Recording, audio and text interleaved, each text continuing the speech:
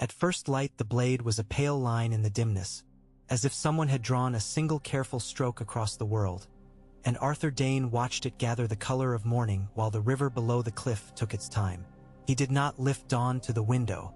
He did not test the edge with his thumb the way he used to when he had more seasons in front of him than behind. He let the light come. He let it find the sword where it rested on the table, on the same smooth ashwood the old lord had chosen for his own maps and letters, and he breathed in the smell of the river and the lemons and the bergamot oil the servants used on the floors of the Tower of the Morning. Outside, the water stepped down the white falls toward the valley, already green and loud, and the gulls rode the draft along the bluff with the easy insolence of creatures that fear nothing. He had taken to rising before the servants put out the figs. The body learned its habits too well, and then it did not forgive. He could not sleep through the hour when the world was becoming itself again. Sometimes he stood a long while at the window and looked across the torrent to the far ridge, where the first sun was settling into the chalk and the scrub and the shy little flowers the children called stars' eyes. Sometimes he went downstairs in his soft shoes and walked the courtyard while his sister's people put water to the horses and milked the goats, and he would speak to whoever spoke to him, keeping the words small and kind. Some had been with him when he was young. More were new. The house had to be a house, regardless of who bore its sword and wore its honor. That morning the raven came early. He knew it by the change in the sound of the courtyard. The rhythm of work had rests in it, and he could hear when the rests were filled with looking. He belted his tunic and went down the stairs without the sword. No one thought anything of it. Everyone knew where it was. The bird was a cocky old thing with frost on its beak like the salt you see on the stones near the river mouth. It had pecked a place on the post anyway, as if to leave its own mark on starfall, and when the stable boy tried to pry the tiny iron cylinder loose it nipped his knuckles for the pleasure of it. The boy swore, remembered where he was, and kissed the ring on Arthur's right hand when Arthur reached him. "Don't feed it, Edric," Arthur said gently. "It will never leave. It'll leave when it's bitten every one of us," Edric muttered, sullen for the hurt but quick to grin when Arthur's mouth shifted. The cylinder was warm from the bird. The wax was deep red and smooth, worked with a sigil he recognized even before his eyes found it. A wolf's head and a three-headed dragon intertwined into a knot not quite of this world, the lines fine as lace, the ring that stamped it made by some mind that could not bear ugliness. He stood there a moment with that seal in his hand and the shouts of the courtyard at his back and the smell of the horses in his lungs, and he thought without surprise that the morning had chosen him again and that there would be no figs in peace, not today. "From the capital?" Lady Illyria asked from the steps. She had come without her cloak and her hair was unbraided, a sign of haste that would be scandal in some houses and meant nothing under this roof. She moved with the same alert economy that she had always had. Motherhood and grief had not put a weight on her gait. "The seal is the king's," Arthur said, and for a moment a boy he had known stood before him with a dire wolf at his side and gray in the eyes that never let go. He broke the wax. There are times when he remembered how a king looked, standing in a place that was not built for comfort, talking to a man who would one day be asked to do something no man wanted.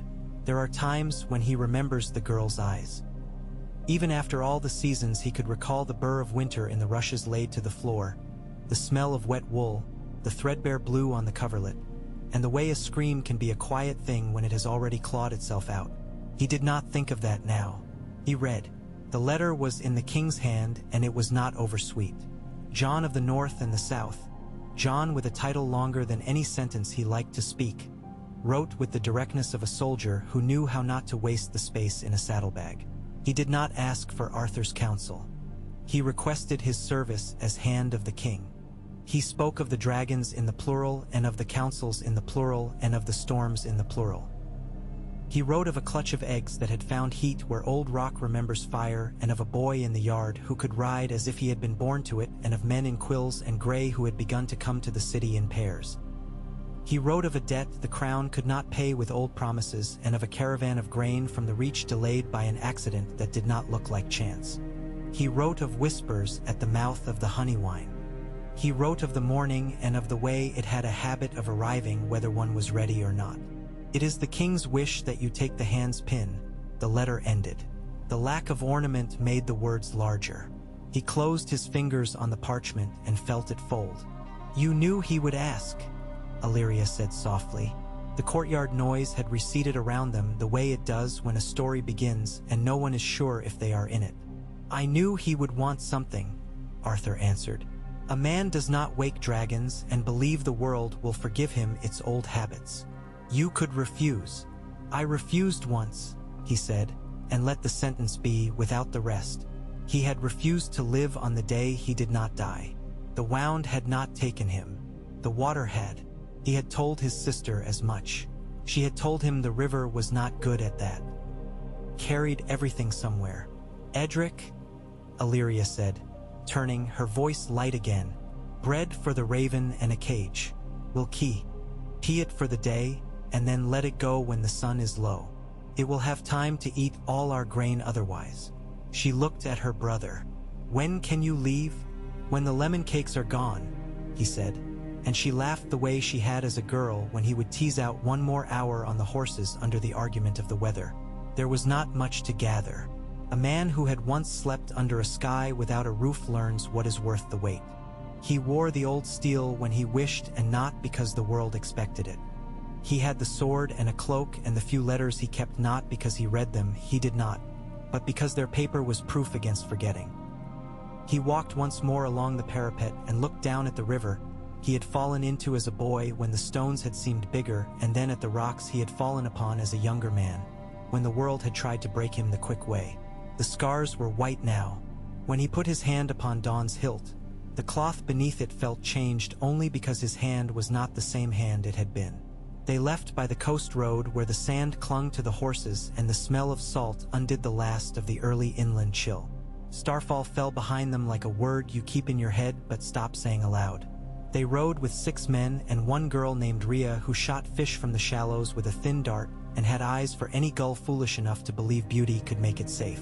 The world opened into heat and brackish marsh and the whine of lines singing their invisible songs over the river mouths. They took the ferry at Ghost Hill, where the men who had known his father told him things he already knew about him and called him by a name no one had used when they raised their cups. And then they were in the long dunes with the sea to their left and the steady thought of the king's seal riding like a second sun behind his eyes. At Planky Town the ship he had not sent for was waiting. He did not ask how. There are places a king's voice reaches before his messengers do. The captain had hair the color of old pennies and spoke an undull tongue that tumbled and caught and rose again like a net full of fish. The ship was narrow and quick-looking, not built for war but for arriving. And the sailors moved with the practiced thoughtlessness of men who feared the wind and the water more than they feared any lord. Rhea walked the deck with a rope in her hands and became part of the pattern. Arthur slept in a cabin that had once held a man who kept bees on a far island, if the things carved into the wood were to be believed. He woke to the smell of tar and the wet slap of the hull and the voice of a man with a lute who could not keep his instrument tuned in salt air. The sea did its long work on his bones and made his thoughts slow and large. On the 3rd morning a dragon crossed their path. Even a small one turns the color of the day to its own choosing. It came out of the cloud bank to the east with the sun under it, so the light took the scales and decided to become something else, something that hurts to name. It made no sound the ear could understand, only the ribs could. For a heartbeat even the sea seemed held.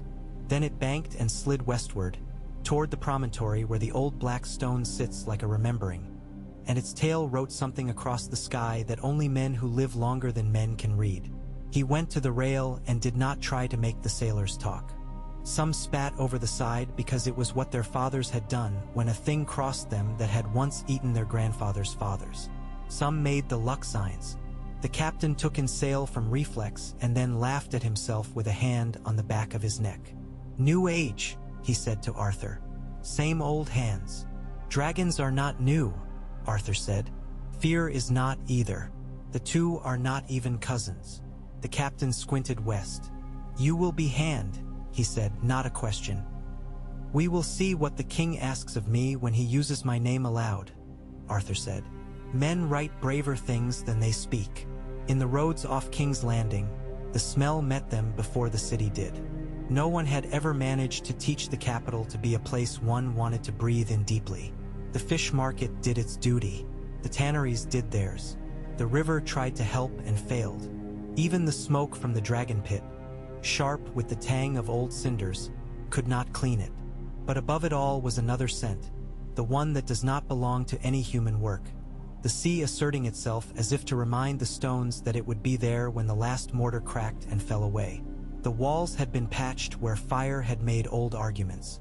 The slope below them still wore the bones of scaffolding in places, ghost ladders that made you think of men who would have died if the wood had given way under their boots without changing the day's work in the least.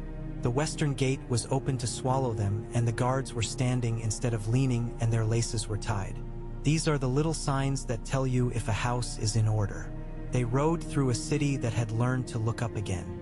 Once the people had kept their eyes low because they had learned the sky was where bad things came from. Now they looked to the hills. Some of it was curiosity. Some of it was habit coming back. Children on barrels pretended to cast spears at each other and made the sounds of wings with their mouths. A butcher had hung a sign with a dragon on it, and under it written in a bold, poor hand, "The King's Cut." 2 old men played tiles at a corner, and a young one watched their hands and learned. The Red Keep had lost weight. You can tell when a place that is used to being feared has decided to be listened to instead. The guards still stood to their duty. The mailed line still gleamed where the sun could find it. But there were women coming in and out with petitions in their bags, and tradesmen with papers, and a man with straw on his shoul. Durs looking lost and unafraid, and the musicians' gallery in the yard had a harpist at a time when normally the courtyards were only for echoing. He did not go to the throne. A hand should begin where he is to spend his days. They took him to the council chamber. It had windows again. Someone had made that choice, and not just because the air in a room where men talk all day needs to be moved or it will make them stupid. Light makes liars work harder. The long table wore the marks of knives and cups and heat and use. On it lay a copybook in the hand of someone who wrote fast and well, 3 small trays of salt, a dish of oranges cut to show a host was thinking of thirst, and, at the far end, a pin. The pin was not gaudy. It was iron, worked into the shape that gave men their insult and their pride. The hand. His fingers were not elegant. They were square and capable, like the hands he had liked to see on Smith's when he was a boy and thought all problems could be struck into shape with enough lake water and patience. John stood by the map. He had the gift no sword can teach, the capacity to be looked at without labor. Some kings bully the eye, some beg it, some cultivate it the way a gardener trains a vine, coaxing it to the places they want. John simply stood where he was, and you saw him because he was there. His clothes were northern wool with a southern cut. He wore no crown. There were lines in his face that had not been there when last Arthur had seen him, and a white beast lay along the tiles like a spill of snow that had decided to be warm. "You made good time," John said, as if greeting an old soldier after a campaign. "The sea had reason to hurry," Arthur replied. The beast lifted its head. Its red eyes were not the eyes of a dog, and Arthur felt that old sensation, like standing again in the ribcage of a house that had burned and listening to it settle. He knelt anyway. It seemed the thing to do for an animal that had been faithful longer than most men. "Ghost," John said. "This is Sir Arthur Dayne. He's the kind of man who always returns what he borrows. Your meat is safe." Arthur rose. "Your Grace," he said simply, and then, because he had always reserved the more difficult act for when there were witnesses, he took the pin and fastened it where the world would see it and judge him for it. The small council did not wait. They do not when a house is running. John had chosen a maester young enough to still have his own teeth and old enough to know which of the old books can be used for something besides holding open the windows. He was called Kennett, and his chain was nicked where the iron links sat from someone who had used a cheap file on it when he was an acolyte and then grown too fond of the imperfection to smooth it now. The master of coin was a woman from the Vale, Elia Harding, whose father had failed at something and whose daughter had come to the capital to choose success as a discipline. She spoke numbers the way a fisherman speaks weather. The Lord Commander of the King's Guard had a name Arthur did not recognize, which pleased him more than he would admit. Corin Mertens, long table born, with a face like an uninteresting wall and pale hair that said nothing of its own. The Master of Whisperers was a small brown woman with the frankest eyes Arthur had ever seen in that chair. She called herself Mara and wore her knife where servants know to look and lords do not. In that first hour they spoke of grain and men who had learned to put weevils in sacks with a care that bordered on art. They spoke of the river gates and the way the lock mechanisms had been altered in a fashion that would make it easy to slow a barge in the Narrows if one wished to do so at night. They spoke of a convoy from the Reach that had suffered an accident near Old Oak. A wagon overturned at a place where the gravel had been replaced with polished river stones, beautiful in the dusk to anyone on a horse. They spoke of a rumor in Old Town that had grown legs, that the dragons would be lured to a place where their weight could be made to matter. They spoke of words sent from bravos that were polite as prayer and cold as bone, reminding the crown of the balance between what is owed and what is forgiven. They spoke of Dorn, an Arian's letter written with a hand that knew how to make affection and warning travel in the same line. They spoke of the city itself and of the way the faith was learning to preach with the windows open again. They spoke of the dragons.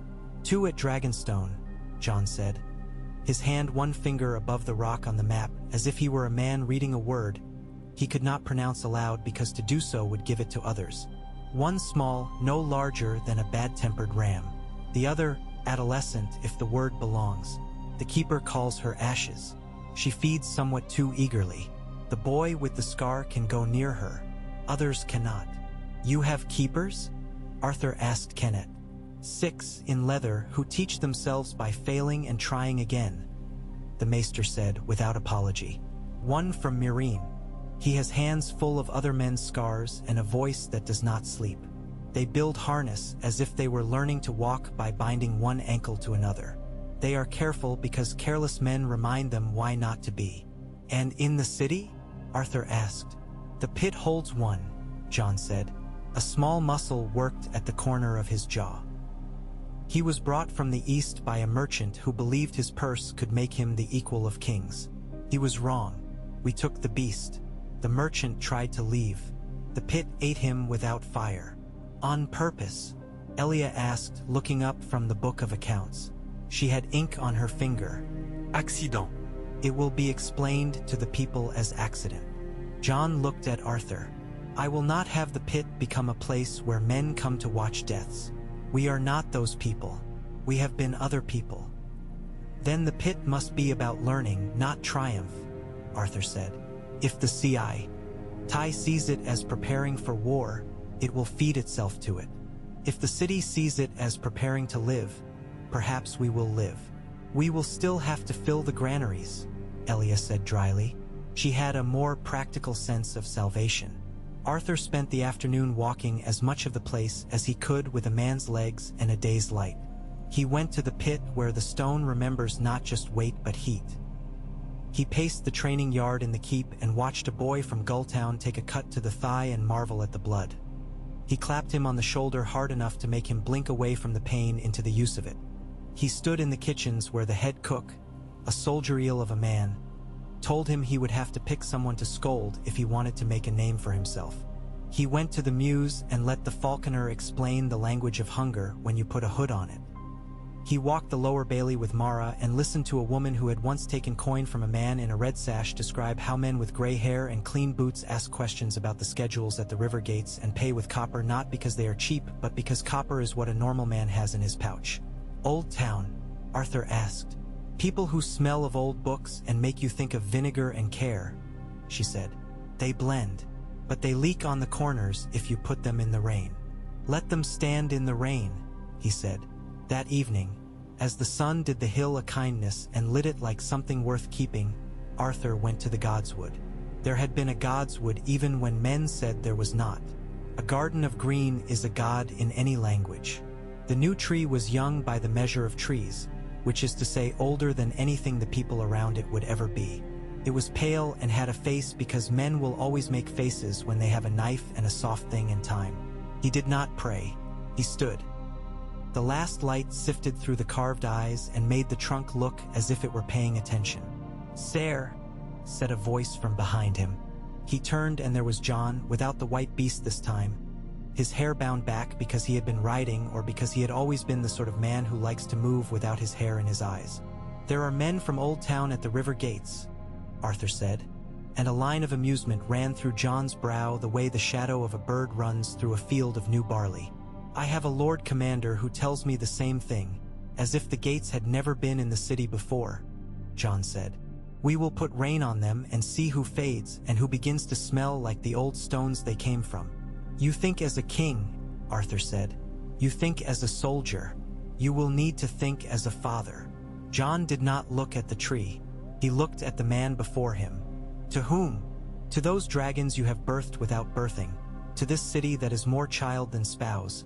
To men who will take your example into their houses and teach it to their children even when you have not meant to teach them anything. You will flame if you do not sleep. You will freeze if you try to be iron. If you do the harsh thing without kindness, they will believe harshness is the thing. If you do the kind thing without harshness, they will take it for weakness and find it a lesson with immediate uses." "You have scars where thoughts go," Jon said after a moment. "Somebody must," Arthur said, and he was not unkind with himself. He had learned, too late to save some things, that ruthlessness can be a gentler thing than sentiment if you aim it carefully. "There is something else. Say it. Men still live in the far north. More than some believed. There are things among them or beyond them that do not consider our names when they move. You have ended a war others started and did not understand. But the thing that winter is does not come from our choices. If the wall is a story now, we must decide what we do to keep its lesson while we enjoy having it as a story. If the old powers see dragons, they will remember the old dances. Do you believe I should not have let them hatch?" Jon asked, not content to play patient while a physician lists the infirmities. "I believe men who inherit weapons do not get to wish themselves back into the house where only the older brothers were allowed to touch them," Arthur said. "I believe you have dragons. That is 5 words we must learn to live in." Jon's mouth made a shape that included humor and fatigue and something else Arthur did not name. "There is a boy I want you to meet," he said. "He is 12 and he thinks he never thinks of anything but the next step of the dance, and he is wrong. His mother sells brooms. He stands closer to ashes than anyone but one keeper. She does not char him. She makes a sound that resembles liking. Do not bring him to the hill," Arthur said. "He will think the world is his. We must teach him that it is not." "We will," Jon said. "We will teach ourselves at the same time. I have something for you." He took from his belt a small leather case and handed it over. Inside was a sheet of thick paper and a drawing in a hand that was not the king's. It showed a section of the river gate, a hinge assembly no one noticed, drawn with the clear patience that makes an engineer and a spy kin. A certain way the bolts had been replaced with drilled iron fitted with wax and a wick. "Wax?" Arthur asked. "Kenneth says it would take a particular trigger, the right impulse of heat or shock. He makes a face when he says it because he does not enjoy making things that make other things break. Mara says a boy named Gavin sells candles by the river near the Almond Tree Tavern and has recently carried a purse that jingles. The keeper with the scars says men who hate dragons always start by hating the way other men look when they are not afraid." "You will not let the river burn," Arthur said, and the king's face did not change. "We will learn who bought the candles and who taught the man to draw devices like this. I would have you go to Old Town, when the city has seen you in the chair long enough to accept that it must begin to accept you. I would have you walk the citadel as if you were a man who had come to see old friends. I would have you consider who among the wise have decided wisdom is a wall." "I have eaten their bread," Arthur said. "That is why I ask you," Jon said. "They will show you their shelves. They will show others their teeth. We will send Elia to speak with the Iron Bank before then. If Bravos decides to be offended instead of paid, I would have Dorne feel it as a question, not an answer." "Dorne will feel what it chooses," Arthur said. He did not say Ariane's name. He did not say Ashara's. He said, "If the Citadel has decided that the old world is a place they can walk back into by burning bridges, they will be wrong. But they will do damage while they are wrong. Then we will make it cost them too much." Later, Jon's gaze had the habit of becoming very still when he decided to postpone anger. "Tonight I would have you eat with me and with the boy and the keeper with the scars. I would have you drink a cup of rough wine and say something wicked about some lord that is safe for me to hear. And in the morning I would have you sit at the table and hammer the city into a shape that endures. I will do it with a wooden hammer, your grace, Arthur said. Iron breaks the things it loves at the joints. The king's mouth did the thing again, which in another man would have been a smile. That will do. They ate in a small room where the walls remembered tapestries. The boy did not curtsy, and the keeper with the scars did not unclench his jaw for more than 6 heartbeats at a time. The wine tasted of the kind of grapes no one names because they grew where they could. The bread was good. The boy's name was Kit, as if his mother had given him a half-name and dared him to earn the rest. He spoke of ashes in the way a child speaks of a thing that scares the courage into him. Honest about the fear, proud of the having of it, careful because some words change the weather. The keeper, who called himself Marum and wore his scars without apology, spoke only when asked and then said the sort of thing that is perfectly obvious and perfectly necessary. She likes the smell of stone that has been wet and then dried, he said. She will not sleep near wood. She will eat lamb until she is sick if you let her. Do not let her, Arthur said. I am not a fool, Marum said mildly.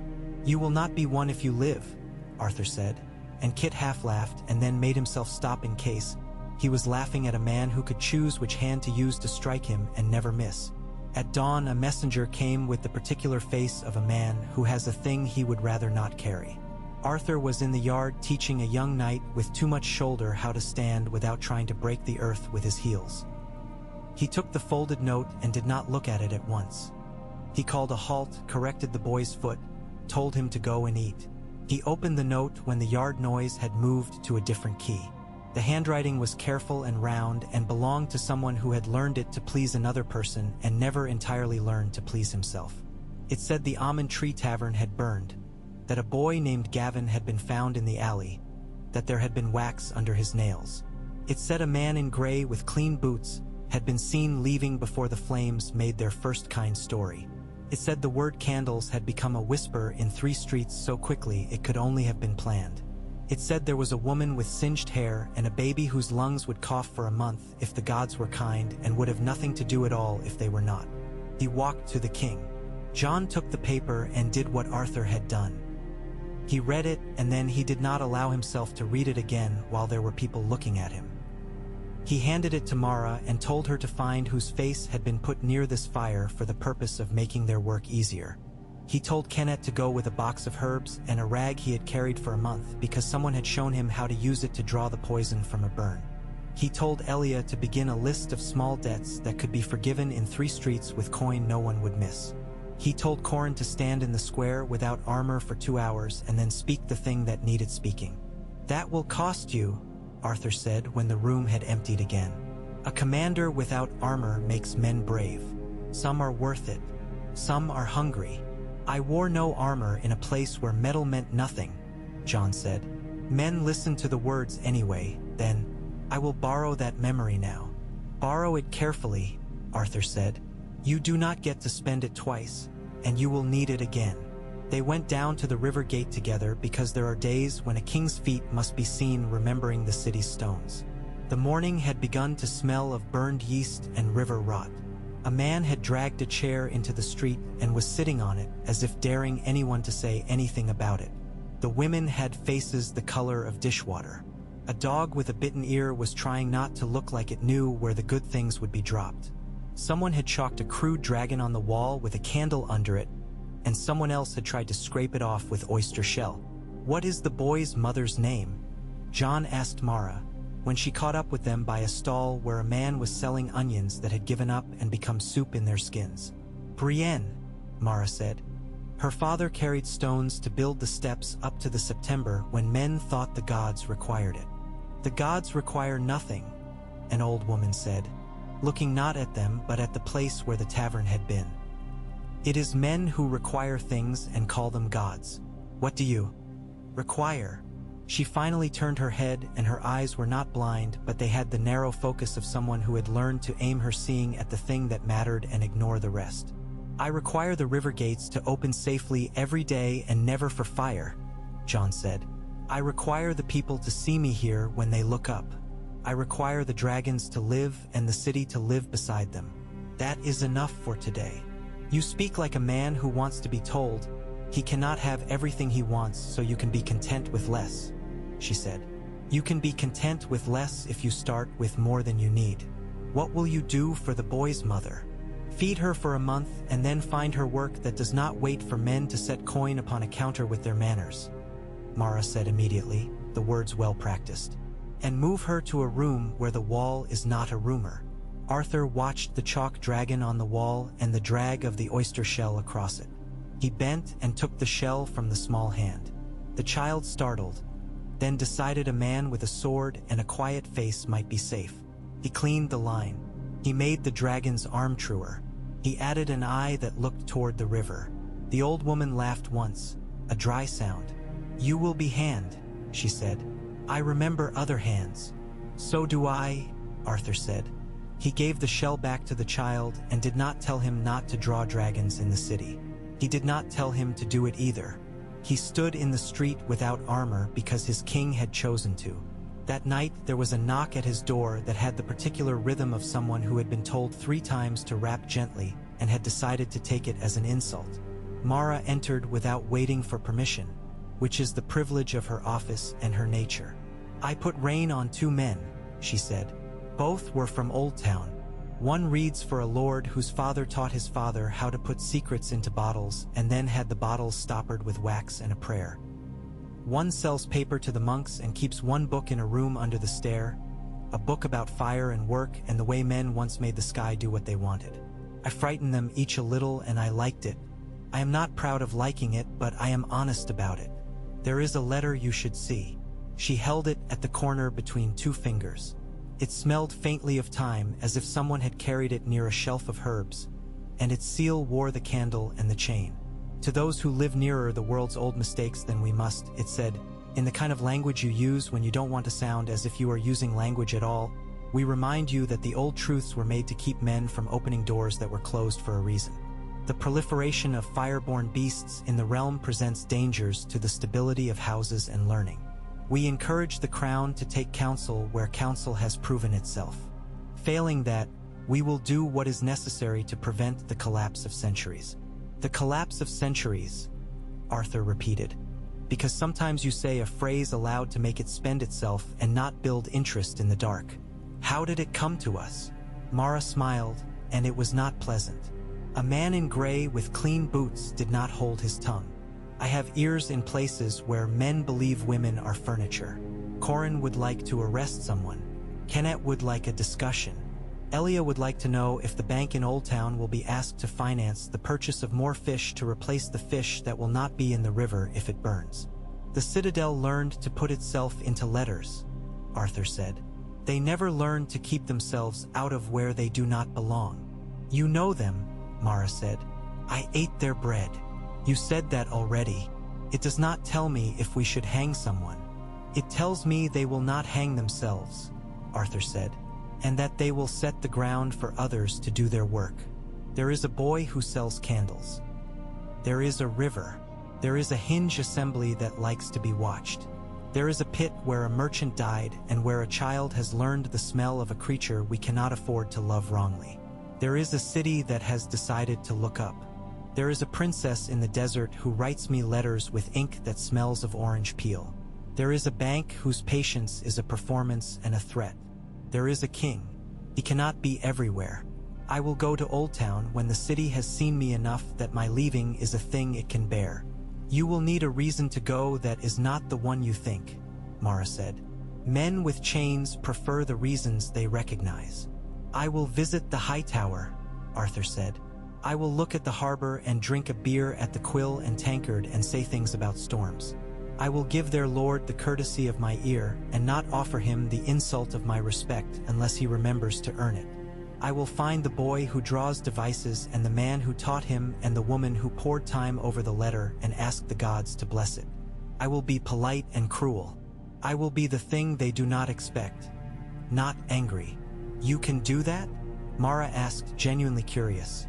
I can do anything for a time, Arthur said.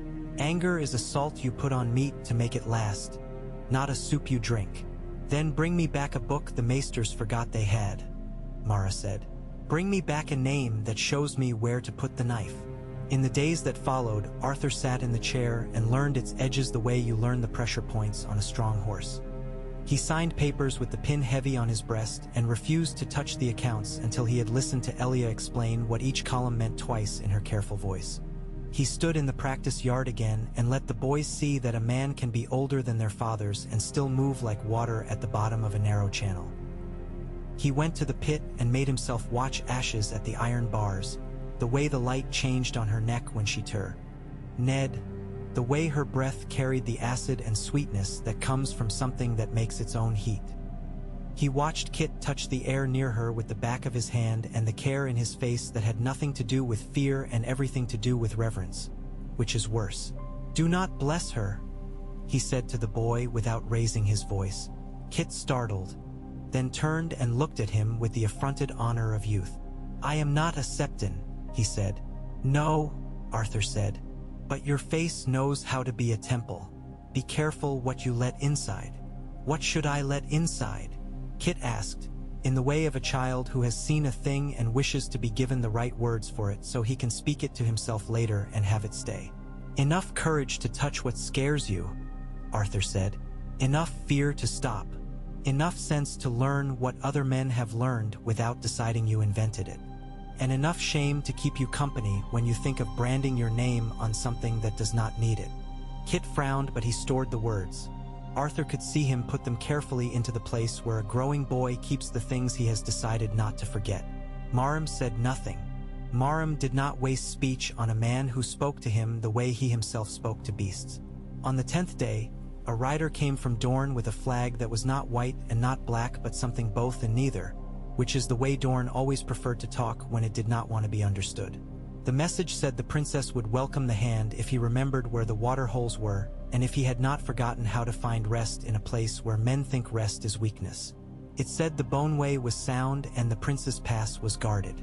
It said the desert still held the memory of a man in a white cloak and a woman who went into the sea and did not come out. Arthur closed his eyes when he finished reading, and then he put the paper away without creasing it again. I will go, he told John silently 2 days later, keeping the words inside until they were sure and then letting them out where they would do no harm. After Old Town or before, depending on what Old Town demands. He did not put it in a letter. He spoke it in the council. The others did their work around it. The decision settled like a stone in a bowl. Present, unarguable, real. Before he left, he stood again in the godswood and let the tree's carved eyes watch him. He had known a time when he had thought doors were honest things. He had stood in a doorway and done his duty and lost almost everything a man can lose without being put to ground. He had learned since then that doors are like the men who pass them, each becoming what the next needs them to be. The world was full of thresholds that called themselves furniture. He set his hand on Dawn where it lay against his hip and did not tell the sword anything. Swords are bad at keeping secrets. Old Town did not receive him with trumpets. It did not believe in such things. It received him with the particular bustle a great city manufactures when it wants to look natural. The river slid by as patiently as ever and the towers did their slow work on the sky. The citadel sat like a large animal at rest with its breath even and its eyes half closed and its nerves alive. He went first to the quill and tankard not because it was wise but because there are places a man must go even when men with cleaner boots than his would prefer he did not. The ale was as flat as ever. The wharfside jokes were as filthy. Men looked at him and looked away. Some nodded. Some watched him as if they were waiting for him to change shape. He paid with a coin that was neither new nor old and took a corner table with his back to a wall that had names scored into it that had not been there when he was a boy and one that had. The hand, said a voice that had a red south in it. He looked up and saw a woman with hair the color of walnut shells and a gaze that would have been insolent if it were not so direct. You have come to say we must not hate dragons. I have come to drink a beer that I did not come here to drink, he said, which made her smile because it was the truth in a way that felt like an insult and a compliment both. You will be wanting to talk to men with rings and men without them, she said. You will be wanting to walk the high tower and say hello to walls that watched your father think. You will be wanting to believe that the people who learned to read books about fire will not set the city on fire to prove they were right. Your wanting will be noticed. Who are you? He asked. Sarella, she said. I am from here and not from here. I like ships. I like knives. I like books that do not pretend they do not know what they are. If you are polite to me, I will show you the man who sold the boy the wax. If you are not, I will show him to someone else and we will see how that goes. He put his hand flat on the table. I am always polite, he said. I am less good at being what men would like. Then we understand each other, Sarella said. Walk with me. They went into the smell of fish and old wood and the soft rot of river. They crossed under the bridge where the children leap when the summer has gone on too long and the water looks friendlier than it is. They went past the place where a man preached to 17 gulls and told them they were not as free as they believed. They came to a narrow street where light came reluctantly and a shop whose window held a wax boy with a wax crown and a wax sword and a sign that said Master Gad, candlemaker, in neat letters that had not been written by Master Gad. He sells the right sort of wick. He sells the wrong sort of wax, Sarella said. His wife sings to herself in the back when she fears she has been unwise. She sings the same hymn every time. It is about patience. She is not patient. She cries afterward. She has a nephew with a new shirt. Shall we go in? We shall, Arthur said. Master Gad was a man with skin that had learned to take heat without complaint. He smiled with his mouth and not his eyes. He had hands like 2 loaves bought the hour you thought you would not be served because the baker had closed.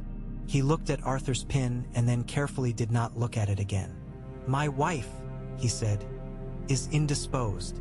What can I lay before the hand in the way of brightness? A boy named Gavin bought candles from you, Arthur said. He is dead. You will not be. Tell me who told you how to fill the hinges at the river gate. Tell me who paid for the extra wax delivered to your side door at night. Tell me who introduced you to their gray friend with clean boots. Master Gad swallowed. The Adam's apple bobbed like something trying to climb. I make wax, he said. I make shapes from it when ladies ask me to make beasts to amuse their children. I make lights for men to hold while they tell themselves stories about the gods. I do not make whatever you are saying I make.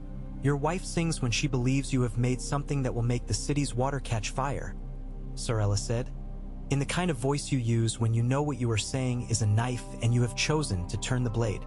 She sings the hymn about waiting. Then she does not wait, because her tears do not wait. You have a nephew with a new shirt. He cannot keep his mouth closed long enough for it to dry when he washes it. He told the boy with the scar at the tavern that his uncle was needed by important men. Important men do not buy soap with thyme in it to make their letters smell pleasant to the gods. Master Gad looked at the hand, and in that look was a despair Arthur had learned to recognize because he had worn it on his own face once.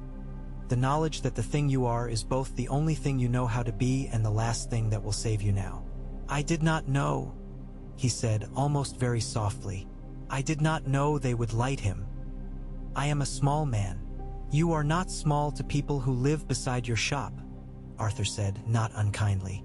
They smell the wax. They buy your light. They tell their children not to put their fingers into the pot. You will tell me who came to you. You will tell me where the wax is kept. You will show me your books, and your wife will sing for me, and I will tell her she can stop. If you do not, the city will decide what your size is. If you do, the men with clean boots will learn what happens when they walk where the river can find them. He told them. He told them a name that was so ordinary it had become invisible. Tom, son of nobody worth mentioning, who wore his hair like the men who think a point on the forehead makes them belong to something, who spoke with the hush of men in libraries because some men believe lowering the voice makes the lie honest. He told them of a cart with barrels marked honey and of a horn-hoofed mule. He told them of a room whose door opened on a stair that led down and then down again under a warehouse that had been a warehouse in his father's time and his father's father's, and then not a warehouse at all for 10 years until now. He told them of a woman with hands like a healer and eyes like a maker of hard candy who had looked at the wax and told him she thought it would do, and then sung, and not to him, at the end of some nights. Sarella took the name like a coin and bid it. "Good enough," she said. "You will pay another price later." "Not to me." "To me," Arthur said, "and to the river. They remember better than we do. They take longer to forgive." They went down. The stair smelled of the things men hide because they are sure the air will tell on them. Sarella moved like someone who had grown up in rooms where you cannot trust the floorboards to speak for you. Arthur moved like water. The room at the bottom had barrels and a table and a way of setting tools out that belongs either to careful men or to men who do not want to be surprised by a visitor. It had the wrong kind of wax. "Light nothing," Arthur said. "Who are you to tell me what fire will do?" said a voice behind them, and the man with clean boots was neither an old maester nor a boy. He was one of those men who disappear by virtue of having all the right pieces of a face in all the right places and no place for the mind to catch. "Someone who knows how to close doors," Arthur said, turning. "You opened one you cannot shut without my help." "Your king will be grateful then," the man said. He reached for a bit of steel that hung near his hand under the table in such a way that he believed it could not be seen. Arthur's hand closed on his wrist before his own brain had chosen the words for it. He turned the hand away from the fire that had not yet thought of itself, and then up and then down again. The man's shoulder made a sound like someone stepping on a basket of reeds. He hissed and went to one knee, his boots very clean even in the dust.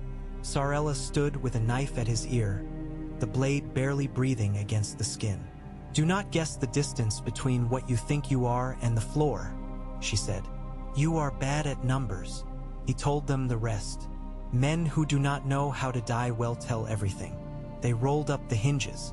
They took the wax in casks, and they took the names on the little list that had been left on the table because the men who had made it had the particular arrogance that comes from working in a place where the books have more power than the guards.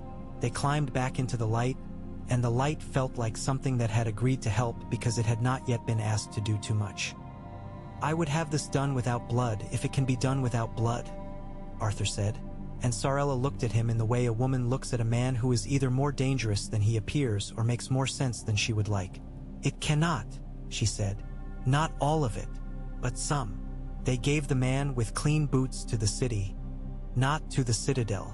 They let him stand on the steps by the river while Corin spoke without armor and told the crowd in plain words what had been planned in rooms made from books. The crowd wanted a head. Corin did not give the man to them. He gave them a trial that lasted long enough for men to remember they had the skill to listen and to wait. He gave them a rope drawn across the street to keep them back that did not come taut because no one made it. He gave them a moment when their own judgment felt sufficient. The man spoke the way men speak when they have already allowed themselves to be forgiven in some future world where they will tell the story differently. The city looked up.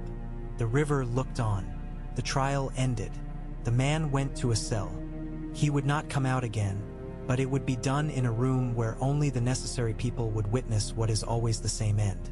At the High Tower, Lord Ormond received the hand with the manner of a man who has spent his life in high rooms and developed an affection for smooth surfaces. He had a husband with kind eyes who ran the harbor better than any clerk and a daughter who looked as if she would have liked to be allowed to quit the room without someone giving her permission to do so. He said the right things about unity and learning and the honor of the realm. He spoke the words that meant, "Allow the citadel to decide what your danger is, and we will write its solution in a clean hand." "I have read many clean hands," Arthur said, still polite. "They soil as quickly as dirty ones when they touch the things men touch." "You're from Dorne," Ormond said, not to offend but as a way of placing the piece on the board. "I am from Starfall," Arthur said, "which is in Dorne, which is in the realm, which is in the world. Inside that we are all from the same place whether we like it or not." "The citadel speaks with one voice," Ormond said. "Does it?" Arthur asked, and looked at the maester who stood at the lord's left shoulder, a man with a gentle mouth who had not swallowed the room's quiet without noticing it. The man dropped his eyes and then raised them again, and in that small act the truth slipped free. The citadel speaks with many voices, and some of them would rather not be used to say what they are being told to. Arthur left with the names he had come for and with another name he had not expected to gather. A maester called Param who had a book he was not supposed to have, a book about what happens to men who try to stop stones from remembering heat, a book that had been copied by someone who had learned how to draw letters in a cell under the stair. He walked across the bridge in the late afternoon and saw the children leap, and when he did not tell them not to, one of them looked at him with gratitude for his trust and then did not, because some things rarely go the way kindness would like them to. He was almost across the square when Sarella caught him by the sleeve. "They will try again," she said. "They are not done. They have a faith in themselves that will make them foolish. They will call it wisdom." "They will," Arthur said, "and we will be here." "You will not be here," Sarella said. "You will be in Dorne, or in a council, or in a yard, or in a bed where sleep pretends to know you. So you must make people who are not you want to do what you would do when you are not present." "I know," he said. "That is all a hand is." "Then be one," she said, "and take care. Men who stand between dragons and books get burned one way or another." He returned to the city with the river wind at his back and the smell of the sea reminding him that everything ends and begins in the same place. He wrote to Elia and told her the bank would be more pleased by bread than by promises, and that she should buy 3 ships that were not beautiful and hire men who trusted hard weather. He told Corin to change the watch times at the river gate and replace the hinges with something wood could not love and iron could not teach to betray him. He told Mara to find the woman with the healing hands and the hymns and ask her to choose a different song. He told Kennet to bring him the book from Param, and then, when Kennet came with it under his cloak and a look that made his mouth seem thin, he read the first 2 pages and closed it and told the maester he would take his counsel when counsel was called for and not otherwise, and Kennet did not sulk because he was not a boy. He slept that night like a man who had been carrying a weight he could set down for 6 hours without anyone stealing it.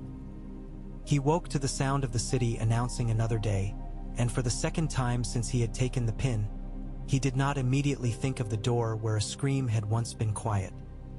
He thought instead of the pit and the boy with the careful hand and the way the dragon had turned her head.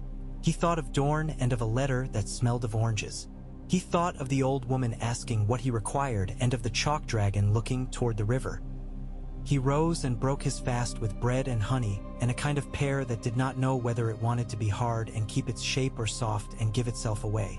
In the yard, Maram was waiting with a rope and a look that said he had found a new way to worry.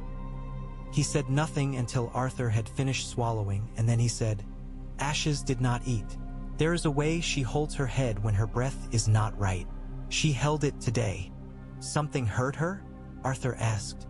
"Something changed near her," Maram said. "Beasts know when men are about to do something they have not thought through."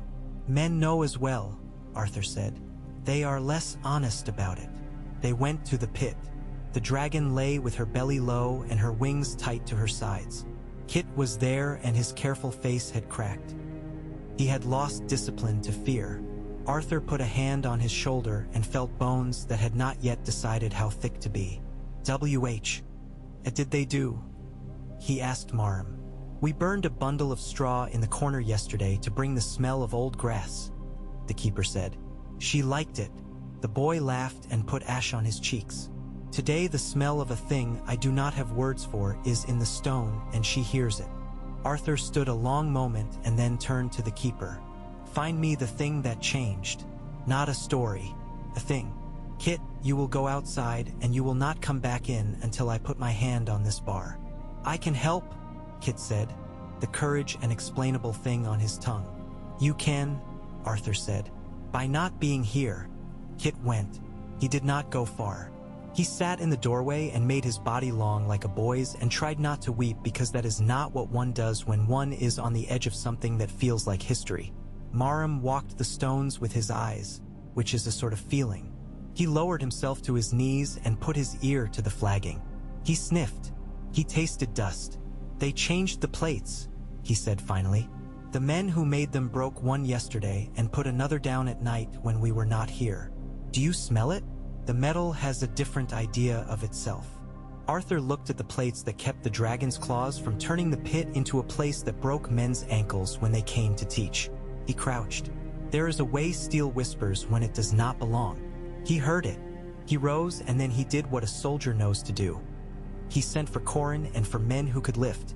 They pried the plate up, and there was a neat bowl of black under it that looked like something you would use to keep a stew warm if you wanted to be kind, and a fuse that led to a place under the stair where a man with clean boots would have liked to stand and light a candle. "Someone at the pit?" Corin said, his wall face finally interested.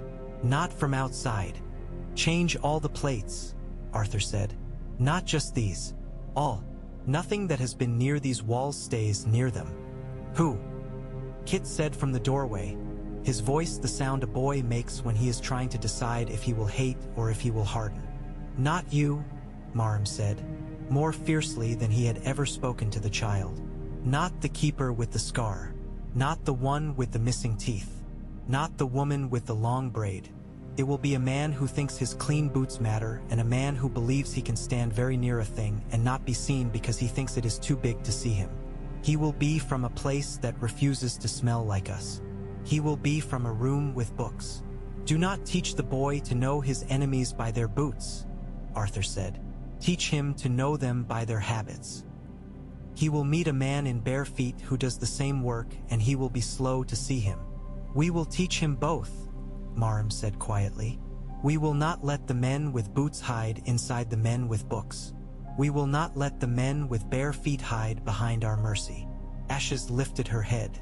The sound that came from her throat was not the sound they had come to like. It was smaller and tighter and turned inward, the noise a wound would make if it had a voice. Arthur had seen men hold their breath before a blow so they could take it without breaking. He had never seen a dragon do it. He put his hand on the bar to send the boy away from the door, and then he stood under the weight of the thing they had chosen to invite back into the world. He thought of Old Town and of Dorne and of the boy with the wax under his nails. He thought of a river gate and a hinge. He thought of a letter that said collapse of centuries. He thought of morning and of the way it arrives whether a man is ready or not. That evening, when news of the plates and the black bowls and the fuses had gone around the keep with the speed of things that carry heat behind them, John stood again at the map and watched Arthur come into the room and did not wait to speak. "We will not let them decide what dragons are to the city," he said, and Arthur, who was more tired than he had allowed himself to say, felt the weariness lift the way the body lifts when someone else takes a share of the load without ceremony. "We will not," Arthur said. "We will make the pit a school. We will make the city understand that dragons eat because we feed them what is safe. We will make the citadel understand that books and beasts share the same world and do not belong to them alone. We will make Dorne understand that I do not wear a northern king's pin because I forgot my house. We will make the Iron Bank understand that their coin buys grain and not time. We will make boys understand that bravery has a cost, and we will show them how to pay it in smaller coins instead of everything all at once." John breathed. "And us? We will sleep," Arthur said. "Tonight, tomorrow." He looked down at the city in the ink and the lines and the careful hand that had drawn it. "Tomorrow the council will gather, and a man with clean boots will be dragged out of a drain, and we will find the hand that opened the drain for him. Tomorrow letters will be written to Old Town that will not flatter. Tomorrow a boy will be taught how to sit with his hands still and his eyes open near a creature that can burn him, and we will show him how not to be burned. Tomorrow I will send word to Dorne that the hand comes by the bone way, and that he will expect oranges and news and a princess's honesty. Tomorrow we will tell the city that a king who does not love blood will still spill it if they try to set his dragons alight." John's mouth almost smiled. "Tomorrow," he said. They stood in the light that had not yet decided to be night, and the tree in the gods would lean its eyes into the dark, and somewhere a woman finished her hymn and then sang a different song. In the pit a dragon slept without plates under her, and the boy learned how to sleep in a doorway without sliding to the floor. In Old Town a maester closed a book and set it back on the shelf, and then, after a long moment, took it down again and wrote a name on a scrap of parchment that he laid on his table, face down. In Dorne a princess burned a letter over a brazier and smiled a little to herself, and then told her steward to open the second storehouse because the hand would come hungry.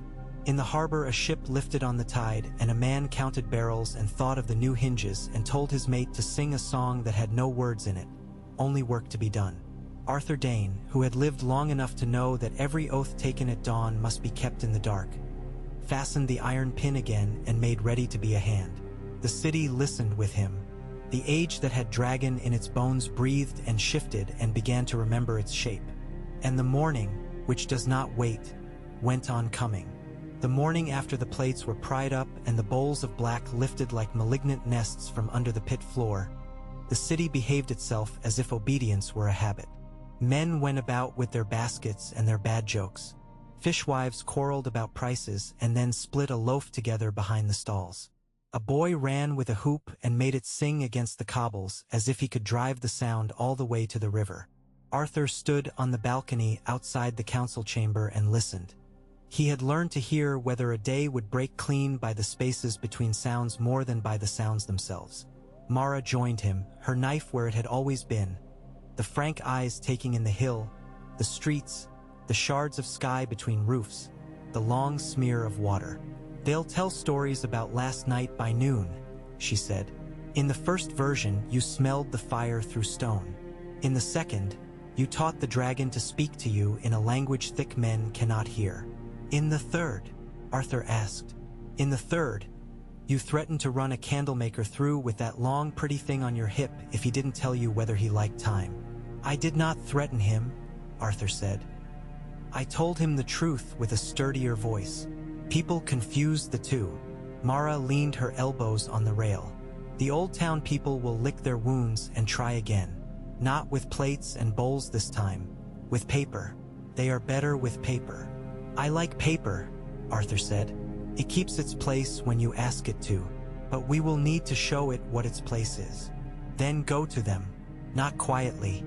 Ormond must hold his harbor. The citadel will not like having its floorboards lifted for mice when dignitaries are in the hall." "I'll leave at first light," Arthur said. "Before that, the king must sit in the square without armor while the city looks at him and decides whether it believes what Corin said about books and bowls."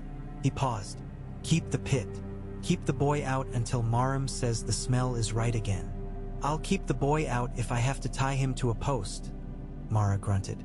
Maram would say it kinder.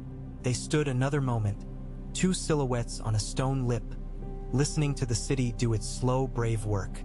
When Arthur went in, John was already at the table. He had a way of being in the exact place work required without announcing his arrival.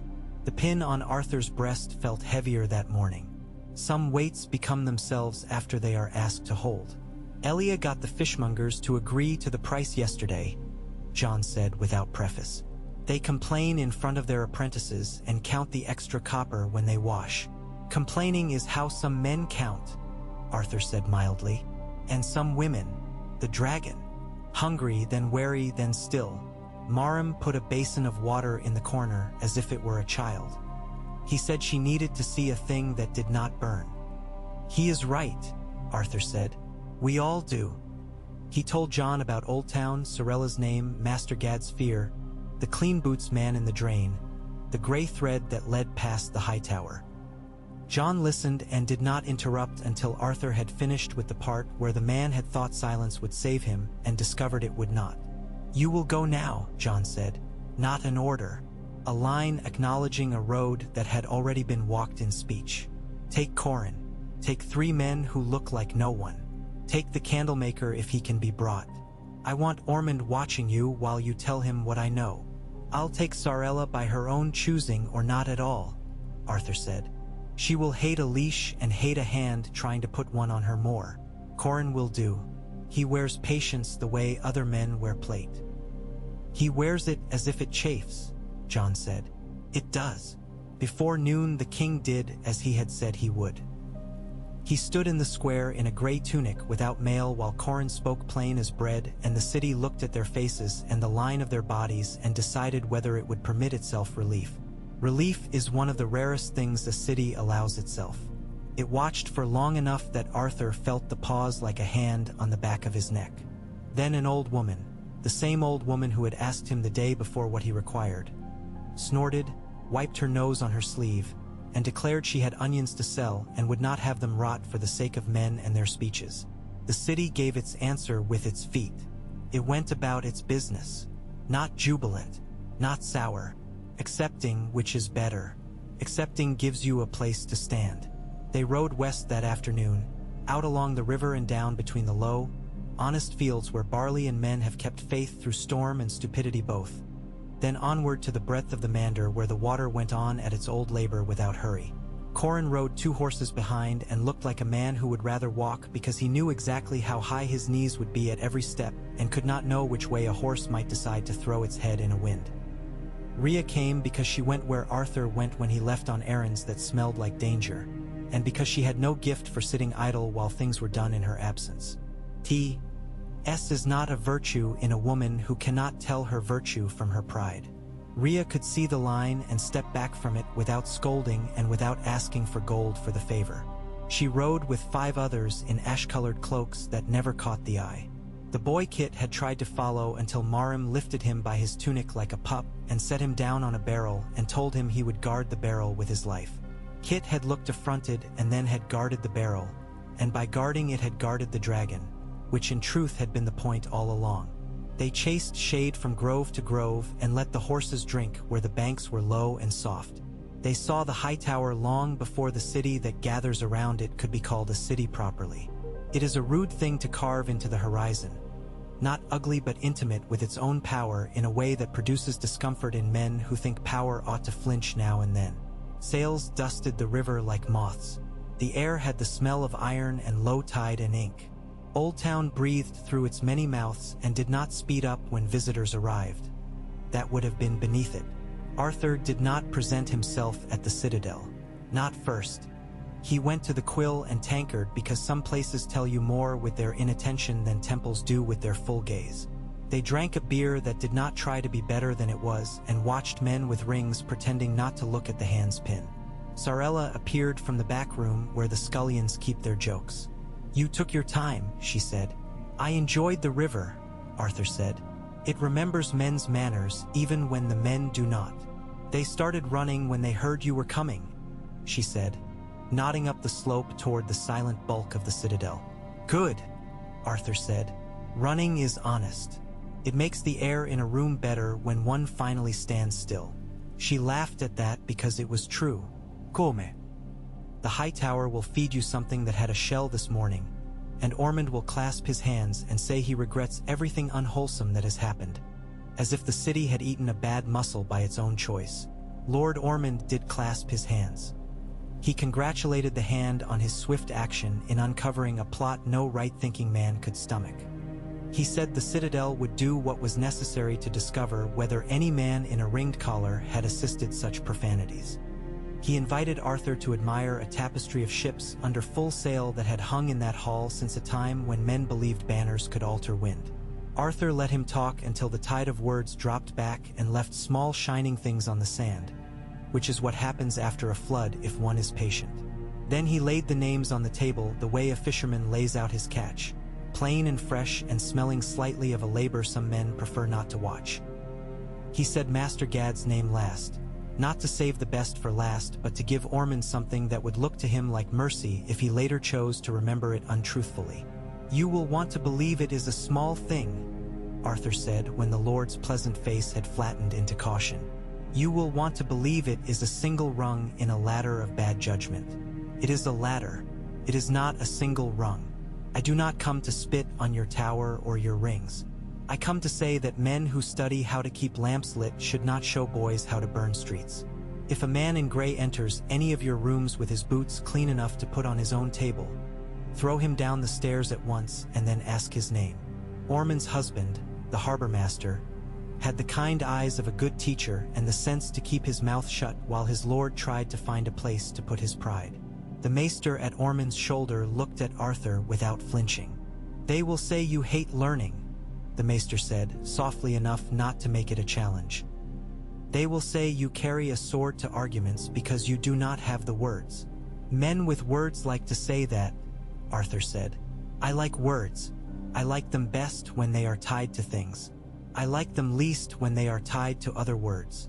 In the afternoon, in the scriptorium where voices are meant to be kept low enough for the ink to dry undisturbed, Arthur asked to speak to the men who wore the heavy links. He asked in a tone that implies a request and leaves no other route. They came to him under the stacked shelves and the thin stern windows, and among them was a man whose hair had been carefully combed to appear careless and whose chain was heavy with metals that liked to shine. Archmaester Harith, Sarella said under her breath. Harith smiled like a tutor greeting a boy he intended to like once he had beaten him into usefulness. We are always pleased to host brave men, he said. You must understand, of course, that our concern has always been for the preservation of order. Dragons introduce variables into equations that Arthur did not let him finish. People, he said, and the sound of the word in that place was like a spoon against a cup that has a crack. You mean people. You mean women and men and children. You mean a boy named Gavin. You mean a keeper who stands with his scars in a place where the smell frightens even beasts made to live in it. You mean a city that learned to look up again. And you mean yourselves. Do not tell me you meant equations. The room adjusted itself in its chair. Harith did not move except in the eyes, where a small calculation had been done and the result had displeased him. Sir Arthur, he said, we have always had respect for your house. It has produced men of single purpose. Say the word, Arthur said, with a softness that bent the air. Say swords. Say killers. Decide I am one and then be done with it. Harith did him the courtesy of being honest. Swords, he said. Then here is what my sword knows, Arthur said. It knows that if men of learning direct small men to do wicked, it should put itself between those men and the people who will bleed. It knows it should cut not to show off edge, but to force a hand to drop what it should never have picked up. It knows a sword carried by a man who has learned the weight of it becomes a walking law, not the law written in books and endorsed with seals, but the law that says you cannot set a city on fire to win an argument. Somewhere a pen scratched. The sound was very small. Harith lifted his chin. You threaten the citadel. I do not, Arthur said. I oblige it. You will swear here, in the high tower and in the hearing of your own, that the citadel will send no man to learn the scent of hinges and wicks and hidden black bowls. You will swear to bring me the names of those who came and went in gray and in silk from the rooms where such things were planned. You will swear to build a school beside mine where men learn to touch dragons with clean hands and unafraid eyes while other men stand behind them with buckets and rope and the honest humility that comes with proximity to fire. And when you swear, I will give you this. I will send Marim to teach the younglings what he knows, and I will forbid the pit from becoming a theater. If you refuse, I will oblige a different way. I will stand in your yard and speak in a voice that carries further than yours. And in a week, your city will love me for being simple, and it will hate you for making things complicated that did not need to be. That was the heart of it, not power, the choosing of words and where to place them so the weight of their falling changes a room. Harith swallowed. Pride is a bone. It cracks under the right leverage. It took him a long count of 20 to answer. We will swear, he said carefully.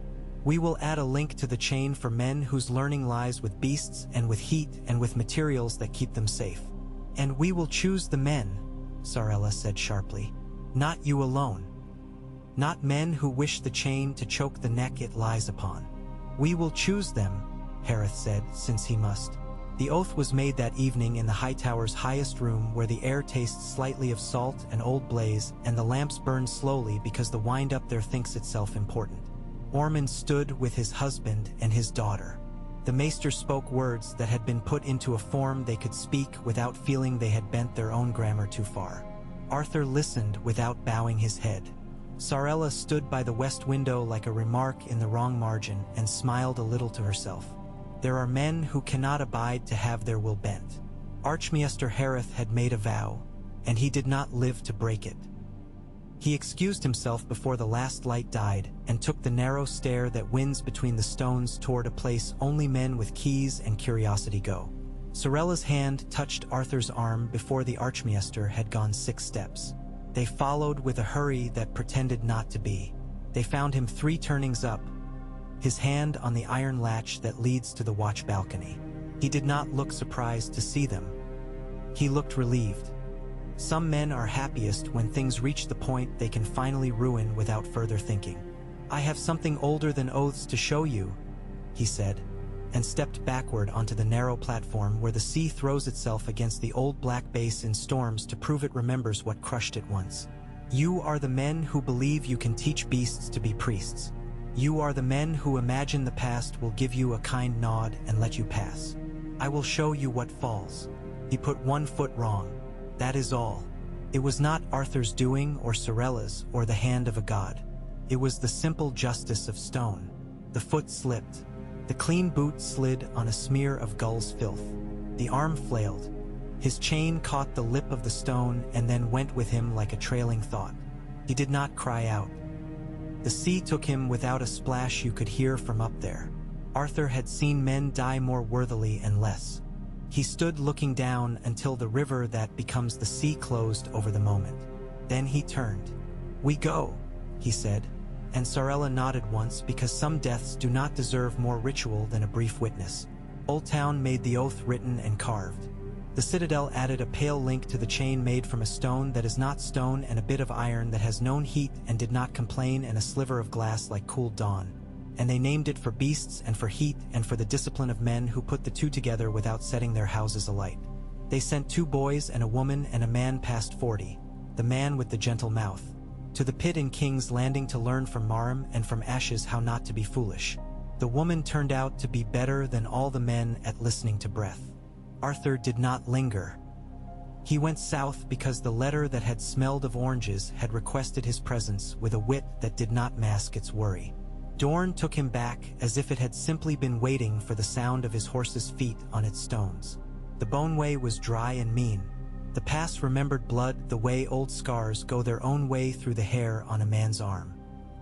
He camped one night by a spring walled round with stones shaped like cheeks, and he ate a prickly pear and let the juice stain his fingers and thought of a girl who had loved and a sea that had not returned her. He slept without dreams and woke with dust in his mouth and the knowledge that there are griefs you do not lose so much as outgrow around, like a tree around an iron. Sunspear looked like a place that had learned not to blink. Arian met him in the water gardens, which are not named for their water so much as for the fact that everything in them seems to have decided to belong exactly where it is. She still moved like a fighter who had chosen silk as a weapon. Her mouth had a habit of showing kindness without invitation and she let it. She did not let it often. "You've gotten old," she said as greeting. "That happens," Arthur said. "Not to me," she lied and smiled a little. "You wear the hand like a man who knows pins fall out of cloth when garments are not well sewn." "They do," Arthur said. He took the orange she handed him and breathed it and did not eat it because he did not want the sweetness in his mouth to make the conversation taste like a thing it was not. "There will be offers. From you," she said, "and from the men who think themselves the realm to a room that refuses to be spoken for." She hefted the orange once and then tossed it to a boy who had not been able to stop looking at it. "Arian Martell makes her own offers, Sir Arthur. I will give you soldiers who do not wear uniforms because uniforms are for men who need to be told where to stand. I will not give you coin because coin buys men from far places who drink water in a manner my people find insulting. I will give you something better than coin. I will give you restraint, such as I possess. I will take restraint, and soldiers who know how to stand without a drum," Arthur said. "And a word in public that you do not intend to pull the pin from the hill because a northern boy sits on the chair. Say that, and the men with paper in their hands will have to choose new words, and it will take them time." "I will say it," she said. "I will say it because your boy is not some other boy who would have burned my river for his pleasure.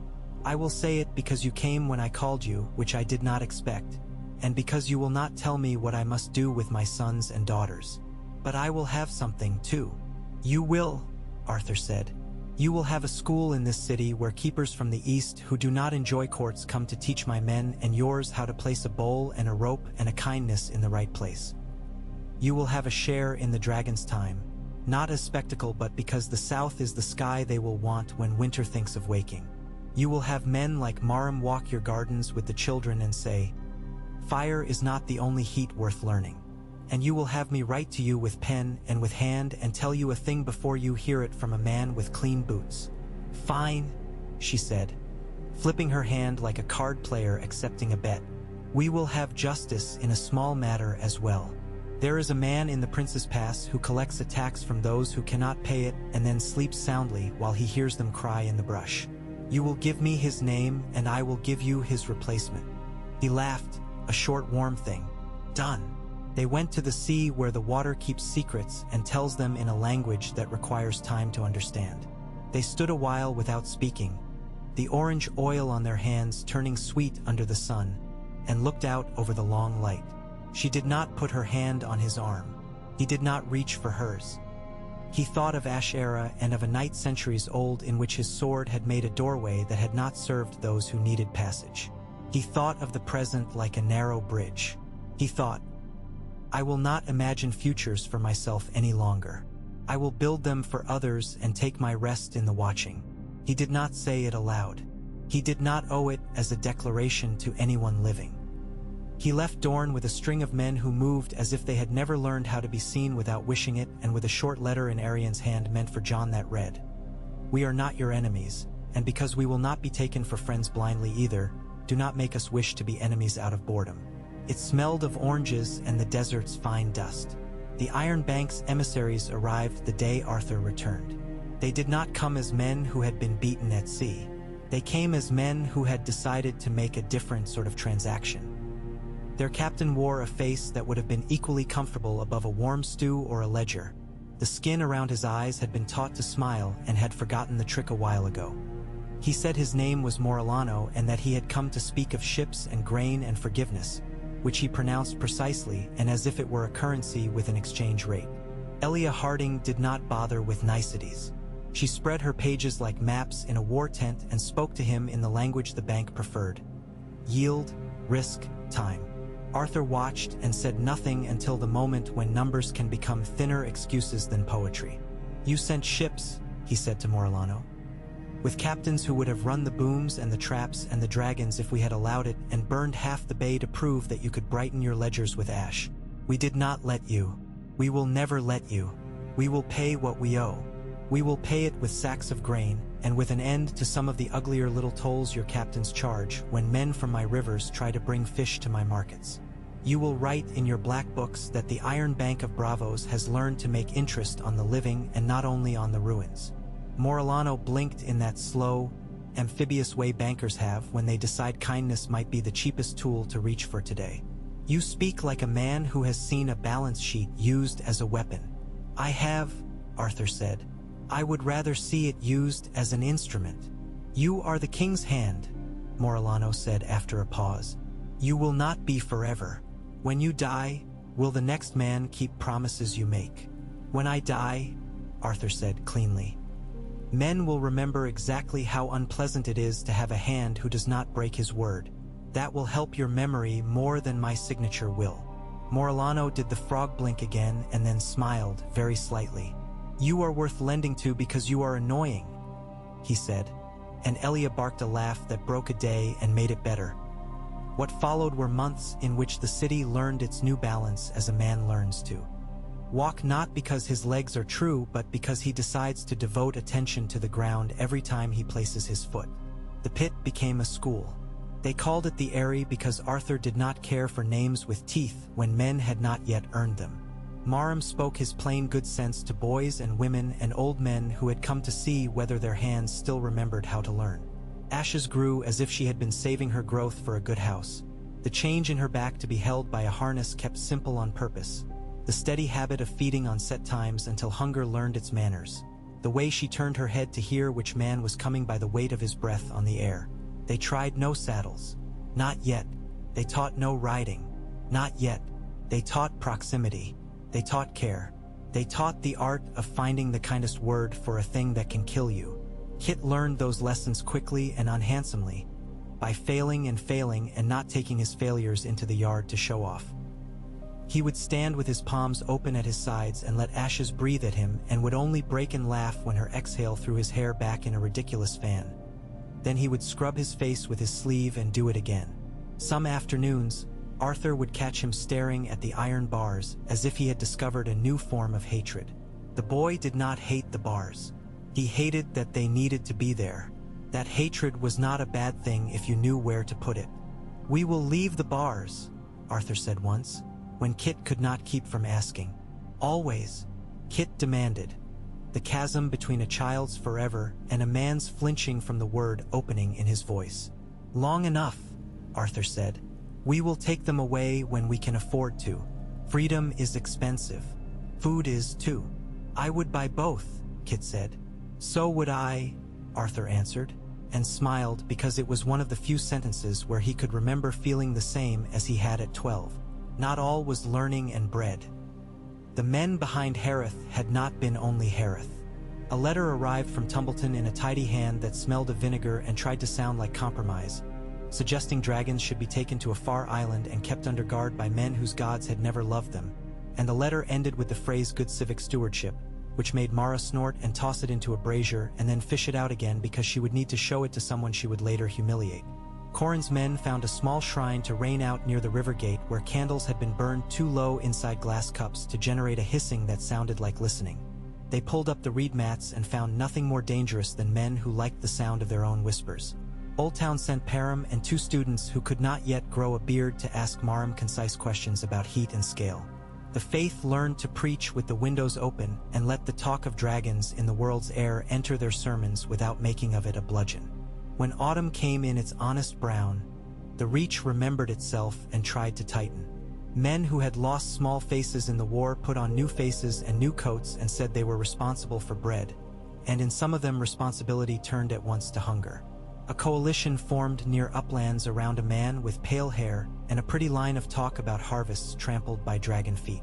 He had a name like a moth, Maelron of House Mullendor, and he liked butterflies embroidered on his sleeves. He spoke of old laws to farm boys who had never read a law and of old rights to old men who had been born after the rights he named had been forgotten.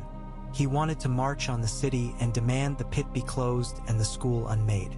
He said he would do it gently. He drew a map with a line down the mander like a crack in a drinking glass. Arthur took that map in his hands and set it aside. He will come by water, he told John. Men who want to be seen without showing effort prefer to ride the river. He will have a ship from Bravos that will not fly a flag that would embarrass the bank, but that will know its own way around a boom. He will carry with him just enough of the faith to make worse men feel good about following. John nodded. He had begun to hold himself differently of late, as if acknowledging both the weight of the chair and the stubbornness of his own bones. We will not burn the river, he said. No, Arthur agreed. We will show it to them. They set no fires. They set lanterns.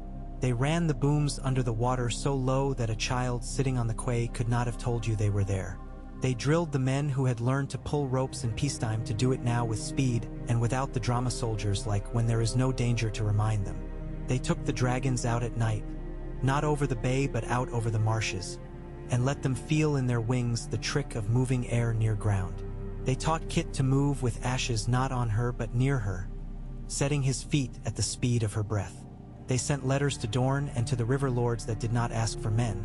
That would have been an insult to small economies, but asked for poles and hooks and thick cloth, which men love to provide because it lets them feel useful without resembling an army. They made a city ready without making it afraid. The fleet came up the Mander when the leaves were not yet ready to fall. It came as fleets come when their leaders want to be certain they will not be mistaken. Flags polished, bronze flashing, the bows carved into snarling beasts, the oars pulling as if synchronized more by pride than by a drum. Behind the flags came the ordinary boats, the barges with their ribs like fingers, the small, mean craft that carry the necessary people who do the dirt when easy men whisper about strategy. They saw the city and slowed because a city does that to you, even if you intend to misbehave in front of it. The bow. OMs were silent under the skin of the river. The lanterns hung with their mouths shut. Men on the quays stood with hooks that had no war names. Arthur put his hand on the bar at the pit gate, and Kit's mouth tightened, but he went where he was sent, and Maram nodded once, and Ashes watched with her head at that high angle that means a beast has pointed its attention like a spear. When Arthur climbed the steps to the top of the river gate, the day felt cold in a way that had nothing to do with weather. The king came beside him. Corin stood to the left like a pillar the masons would rather not remove when the hall is redesigned. Mara was not visible. She rarely was at such moments, though she had touched a dozen places already with small corrections and had put her knife in her boot and whistled the low tune she whistled when her hands needed to be calm. Maelron of Mullendor stepped to the bow of his fine ship and spread his arms. Men love that posture. Says, I could be falling and I will call it flying. He looked very well in the morning light. He must have believed, a little, in virtue, because no one who has kissed a vice hard would choose butterflies as a sigil. King, he called, and his voice carried because the river was still. The reach comes to remind you what kindness is. Send away the beasts and close the place where they are kept, and we will bring you enough grain to feed your children and their children both. Keep them, and we will tighten our belts and teach you what famine looks like when it has manners. John's mouth did that polite thing it did when he was memorizing a man's phrasing to use it against him later. He did not answer yet. Men at a gate should not answer until the river has announced its state. It announced it by breaking into small, regular ripples near the third span, where the water darkened as if it had decided to scowl. The men at the ropes in the towers did their work as carefully as a midwife settling a crown of hair back into a mother's body. The first of the booms rose invisible and then resolute. It did not catch the lead ship, closed behind it. The second came up under the third ship's bow, snug as a drawer sliding home. The fourth did nothing. Nothing is part of design. It gave the ships just enough room to believe they could cheat their way through. Close them, Arthur said calmly, when the lead three had committed. The gates narrowed with the steady lack of drama of something made by men without poetry. The oars faltered as men did arithmetic badly in their heads. What is this? Maelron called, suddenly less theatrical because the river had taken rehearsals out of the play. Terms, John said then. You will heave to. You will strike the butterfly and raise a plain cloth. You will send your men ashore unarmed to eat a bowl of soup and be told the rules of our river. You will take that soup back with you in pots big enough to feed half of what you brought. You will go home. You will leave the Bravosi galleys to us. They will not enjoy the conversation, but they will survive it. If you do not, your ships will try to turn around in a place where men with poles made from sticks sleep under the pilings when they are not drunk, and they will not turn neatly, and you will call it treachery and I will call it the physics of wood. Maelron stood in his courage another heartbeat, then made the small movement of a shoulder that means the mind is busy rescuing the appearance of dignity. You threaten us with mummery, he said. Where are your dragons? Marum lifted his hand. The pit gate opened. The bars stayed. Ashes came up into daylight with the slow certainty of a creature that does not need to show speed to prove capacity. She unfolded herself. Marum's palms stayed level. Her wings knitted the light. She did not roar. She did not flame. She stood with the air waking around her, and the sound that came across the water was the sound you hear when a forest makes its own weather. There, Arthur said mildly, but that is not the threat. The threat is that I have men at ropes you cannot see and ladders laid across channels you did not account for and hooks held in hands that do not know your name and do not care to, and a city that has learned to stand. Send your men to eat soup. Maelron did a thing Arthur admired. He obeyed without pomposity. He dressed it later in his head as magnanimity. He would tell himself a better story at night when he needed to sleep. His men came ashore. They put their hands around heavy clay bowls and let the steam soften their faces and let the hot salt run down their chins. And many of them cried quite without shame because you do not realize you have been hungry until heat slides down the hole you were not naming. The Bravosi captain, no flag on the mast, Morellano's eyes behind his eyes, watched the booms and the ropes and the lanterns that had not been lit and drew his own conclusion. He was an intelligent man. He hove to. He listened to Elia explain interest as a moral discipline. He did not like it. He did not fight. The city had been told a story about war. It was not given one. It was given labor and small acts of will. It is difficult to disappoint a city by giving it peace. It requires a type of courage that men rarely admire because there is nothing to clap for. Arthur went home that night with salt on his cuffs and the smell of rope in his hands and sat on the edge of his bed longer than he needed to because he had not expended the energy that battle swallows and leaves no change from. He dreamed of bowls of soup. He dreamed of a dragon breathing not fire but air. There is no victory that convinces men who hate to love. There is only time. Time is not kind, but it changes everything you want changed if you give it enough of itself. The winter that had worried their bones did not rouse in those months. It turned over and growled and slept again. The citadel did not cease to murmur, but the murmurs w. Air muffled by the sound of young men learning to wipe ash from a scale without flinching, and an old woman in a classroom in the area asking whether someone intended to clean the hoods and use less oil next time because the smell was a scandal. The Iron Bank learned to count bread and not pirates, or at least learned to pretend because pretending had become profitable. The Reach folded its banners and went home to invent versions of events that made them look like men who had come to be reasonable. Dorne sent men who called themselves gardeners and were not plants, and women who called themselves ants and could make boys sit down by looking at them. The Eyrie filled with voices that did not rise too far above the level of breath. That is when a thing happens in most stories, the thing that insists drama must be paid when it has been deferred too long. It came at dusk in the Godswood, where a king had gone to sit with a tree and think of snow for a time to keep himself sane. The man who came to kill him carried no sigil and no scent. He slipped over a wall that had kept out many men because he had learned to go through places walls do not watch. Drains, kitchens, quiets. He moved with the soundlessness of certain desert cats and the carelessness of a prayer. He had been sent by none of the obvious men. He believed himself a hand of history. He had 2 knives and the kind of patience that wears a man's lungs down from the inside. He would have killed the king. Ghost was not there. Corin had gone to piss beside a rosebush, swearing softly about the indignity of plants. The tree looked on. The man stepped toward the bench.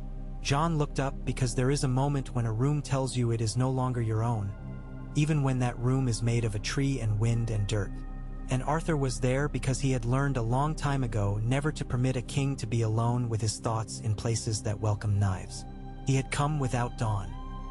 You do not bring a legend into a garden. It cuts wrong. He had the simple sword he used to teach boys where their weight ought to go. It was enough. He moved the way old water moves under ice. Not fast, not showy, unstoppable. He took the first knife away from the man like taking a toy from a nephew and cut the 3rd tendon's 2 fingers in from the wrist so the hand forgot its evil. He let the 2nd knife pass his sleeve and take a thread from it. He used the pommel rather than the edge because a king should not see too much blood in the place where he comes to quiet himself. He put the man down as if setting him to sleep. He waited for the 3rd movement because men who come to kill always believe they are 3 times more clever than they are. The 3rd movement came, a throw from the ankle like a dancer's, and he stepped on it tenderly with the weight of a man who has learned what it means to put weight on the right thing at the right time. Then he took hold of the man's ear and his hair together and knocked his head gently against the trunk of the god tree. Whose hand? Jon asked when the breathing had lost its hatred and become a human thing again. No one brave enough to sign, the man said finally and spat thinly. Everyone. The ones who think sleep should be for those who do not dream of dragons. The ones who count without counting souls. The ones who hate the pinch of a moment when the world changes without having asked their leave. It does not matter. Cut my throat and some other throat will come. Arthur looked down at him with an old weariness. No, he said. We will not cut your throat. We will put you in a small room with a window too high to reach and give you soup and bread and make you listen to children learning how to stand near fire without dying. You will learn how to hate that. When you have learned it enough, you will tell us a name that helps. Not because you think to earn your soul back. Because I will have made it so that keeping it is more painful than giving it up. The man looked at him and spat again and said nothing, but some men only have one spit in them that means defiance. The next is always fatigue. Ghost drifted in then with the contrariness of creatures who sense when they have been truly missed. He put his head under Arthur's hand because the wolf understood gratitude better than words and friend better than policy. Jon let out a breath that had been in him for years and only needed a knife to push it loose. He did not thank Arthur. He did not need to. Some gratitude is not safe spoken aloud.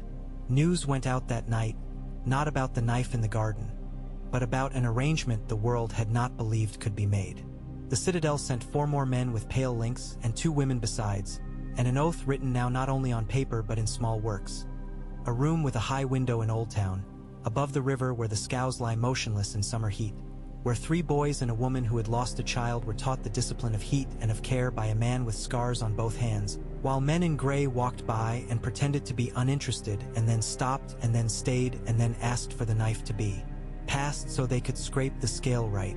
A ship sailed from Bravos with grain and vine stakes and a letter from Morellano that said, "Interest has new definitions. Thank you for showing us how to read." Lord Ormond's harbor took down 2 old signs that forbade beasts and men with them, and put up one that listed rules that were harsh and sensible and favored men who understood brooms. Winter came down for a week and then fled, embarrassed. In that week, Kit learned how to stand with his cheek against iron and not let it frost his skin.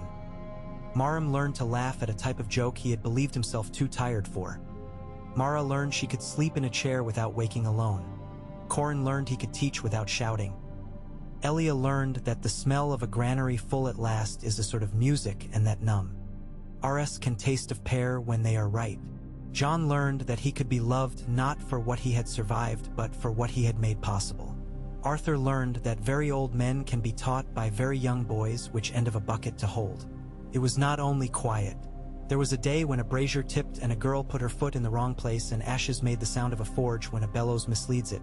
And the room did not burn because 10 bodies moved before thought and 3 buckets were already filled, and a boy who used to sell brooms pulled the girl back by her belt, and Maram said the word he says when he needs everyone to breathe. There was a night when the river froze thinner in spots, and a man who had been drinking walked home across it and dropped into the black, and men at the gate took poles just like the ones they used to push boats and hauled him back with a competence that was neither pious nor neat. And the woman who loved the man threw soup on him, weeping, and then later came to the Eyrie and learned where the ladders were kept.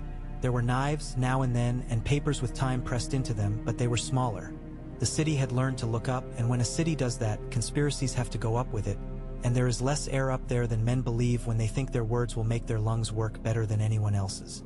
At year's end, the Eyrie opened its gates to the people because they had been kept closed long enough to do the first work safely, and the dragons came out into the light like ships launching, and Kit walked beside Ashes with his hand against the iron and his face a careful blank, which is the right face to wear when you walk with a friend everyone else is afraid of. Ashes did not fly. She spread her wings and made the shadows run along the paving stones and took that in, as if the difficulty were not heat but attention. Children shrieked and then were silent and clutched their mother's skirts as underskirts of law. An old man raised his hand as if to make a sign of the 7 and then stopped, because he had remembered something older and it did not require his hand, and he bowed his head instead. Arthur stood with his back against a column that a mason had made too fat by a thumb long ago and thought, "This is the right pace. Not the tale of the boy born to leap on a neck and conquer the sky. The tale of a city learning how to share its own air." That night he did a thing no one had expected, perhaps not even himself. He took off the pin. He held it in his left hand because the right hand remembers too much of weight and of actions, and he walked to the king. John was at the map again. He would always be, even when there were no more maps to salve his need to fit the world under his gaze in a manner he could correct. "I will not be hand forever," Arthur said, and John looked up with that alert stillness men mistake for calm. "I do not say it because I am old or because I am tired. I say it because the work is beginning to be itself. A hand on a child's head is comforting. A hand there when the child is a man begins to make the man small. The pit is a school. The city can keep a river clean of certain kinds of tricks. The citadel has been obliged to make a ring it did not know it needed and now cannot take off without losing a finger. The bank prefers profit to ash. Dorne is hot and honest. The Reach will always love itself first and will love bread when bread is not insulted. Make Corin hand." John almost smiled. "He will hate it," he said. "He will wear it as if it were a hair shirt," Arthur agreed, pleased. "He needs to grumble. Keeps men in line in a different way. He will ask me things. I will answer. I will go to the Eyrie in the mornings and then to the Godswood and then to women with petitions about drains. I will write to my sister and not read what I write. I will ride to Dorne when oranges are ready and to Old Town when the harbor silt builds up and the men pretend it is a mystery. I will teach a boy when to take his hand off a beast, and I will find a girl who shoots fish in the shallows and ask if she will accept a cloak with a house's color on it without letting it change her aim. Rhea, John said. Rhea, Arthur agreed. And I will sleep in a bed that does not believe it is a campaign tent, and I will wake before the figs so that I can watch the light right itself along the sword. John did not reach for the pin. He let Arthur hold it a moment longer. You saved my life, he said, as if saying something he had no use for except the clean truth of it.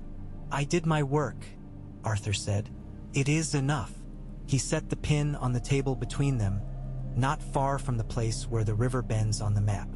Mara will say you should mount a spectacle to ease the city's mind about change. Mara will be right, John said. Do most of what she says and none of what she says about music. Her taste is a war crime. That made the king laugh, which is a thing a man should try to make a king do once a month or so to see if he still knows how. They stood another moment in that room that had learned to keep light in it and not shadows, even when politics tried to pull a curtain. Then John took the pin and did not fasten it to his own breast, which would have been a bad tale.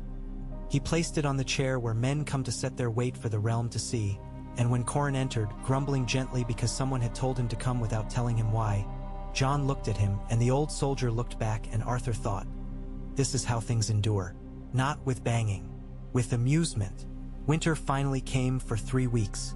It laid itself over the city like a sensible blanket and was removed every day in layers by men and women who understood blankets. In that time, Ashes took wing properly for the first time without panicking. She lifted off as if the ground had decided to release her. She circled. She landed too hard and imbar. Rassed herself. She bared her teeth in a way that made men step back and then pressed her head against Maram's chest as if to say, remember that we are not gods, please. Kit did not mount her. He put his hand against her side as if to keep himself steady while he learned what steadiness is for. The second dragon, Bracken, named by a girl whose family had once hidden in ferns and believed they could hear thoughts in the dark and had been wrong, unfolded his wings far out over the marsh and learned how to ask the air to hold him in a different way than Ashes had. He would be a different kind. You do not want two beasts of the same temper in a house. Arthur went to Starfall before the thaw. He had promised Illyria and himself. The river below the cliff was louder in cold than in heat. It likes to talk when frost tries to gag it. He climbed to his old window before he thought to put down his bag. Dawn lay on the table because nothing would ever make the sword comfortable in a chest. It was one of those objects that resists being contained. He did what he had not been able to make himself do in all the days since the hill took him. He unwrapped the cloth and laid the blade in the new light. The line it made looked only like what it had always been. The name people gave it was not present in it and never had been. That was the work of their eyes and their mouths. He set his hand along its flat and said, aloud, because he had not spoken to it in years, you did what I asked and more than I had any right to ask. I will ask less now. Then he wrapped it again and set it where the dust could argue with it without coming to blows. Illyria came in and did not ask about the sword.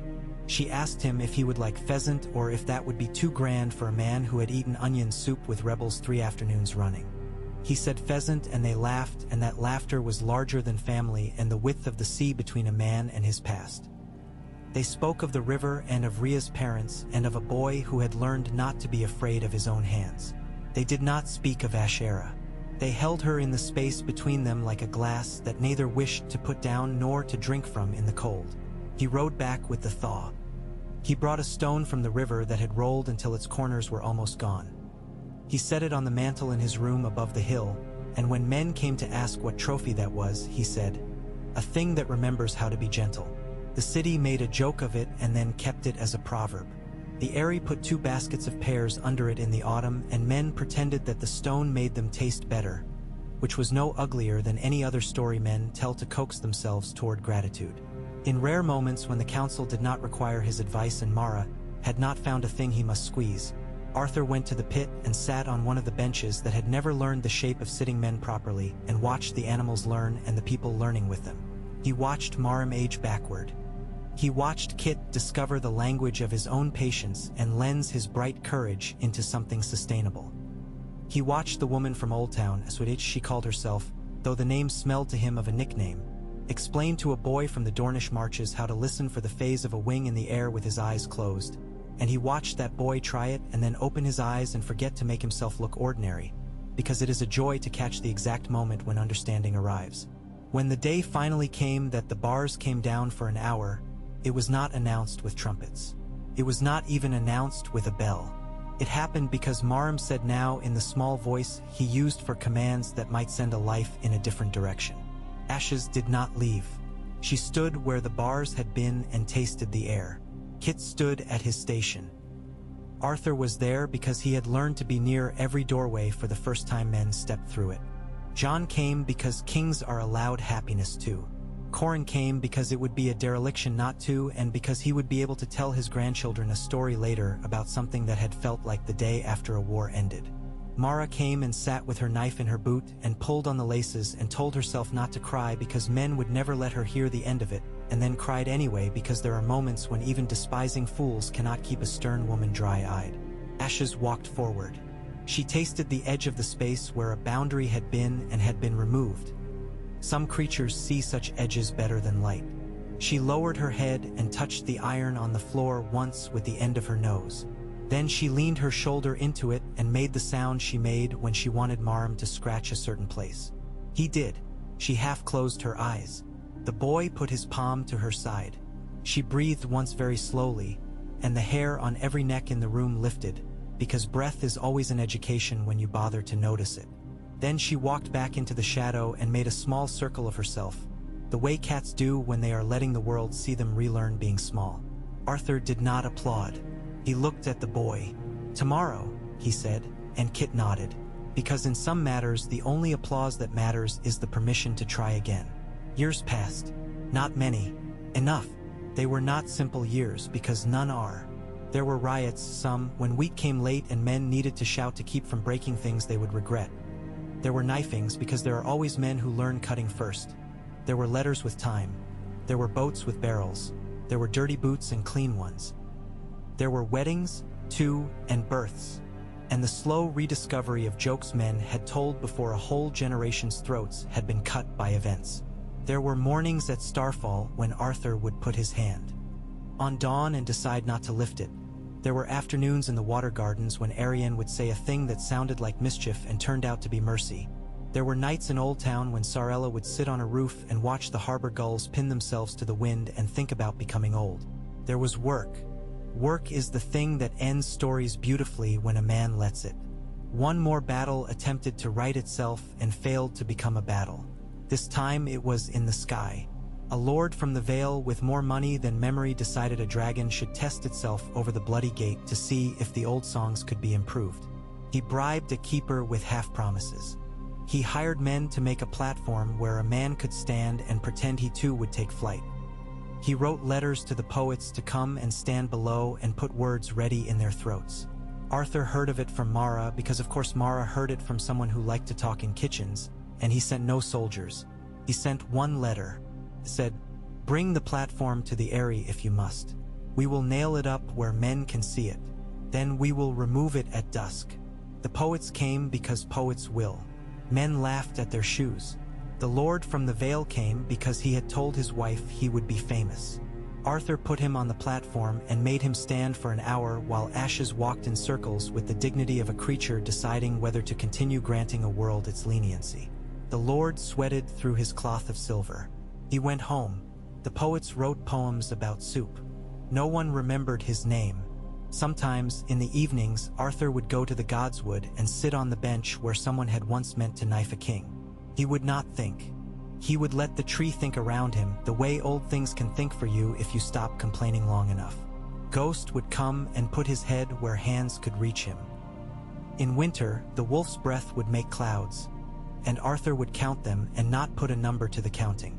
In summer, there would be midges and boys with too long arms trying to conceal their cards from each other on the grass, and he would let their voices wash the old stones.